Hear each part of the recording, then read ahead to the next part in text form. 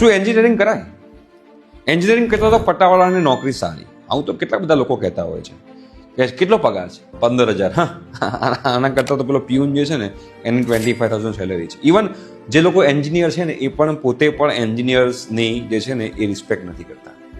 હવે જો બેટા આપણે જ એઝ એન એન્જિનિયરની રિસ્પેક્ટ નહીં કરીએ તો કોણ કરશે? બીજા લોકો પણ નહીં જ કરે.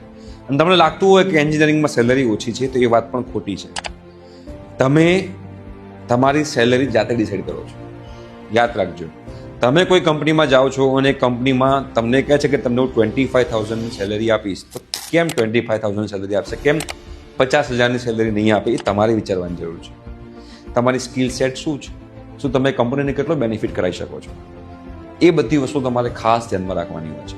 યાદ રાખજો, જો તમે એક એવી સ્કિલ જોરદાર શીખેલી હશે ને કે એમાં તમારે પારંગત એવા થયા હશો કે તમારા સિવાય કોઈ મેળ જ નથી, એ પ્રમાણેની તમારી સ્કિલ હશે ને તો તમને મુંહ માગ્યો સેલરી મળશે.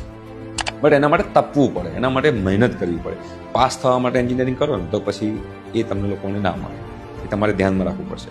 હજુ કહું છું, હું ઘણી બધી વાર કહું છું, માર્કેટમાં ઘણા બધા એન્જિનિયર છે પણ માર્કેટમાં સારા એન્જિનિયર બહુ ઓછા છે યાર. તમારે કેવા એન્જિનિયર બનવું છે? સારા એન્જિનિયર? તો કમેન્ટ બોક્સમાં કમેન્ટ કરજો કે I will be a good engineer.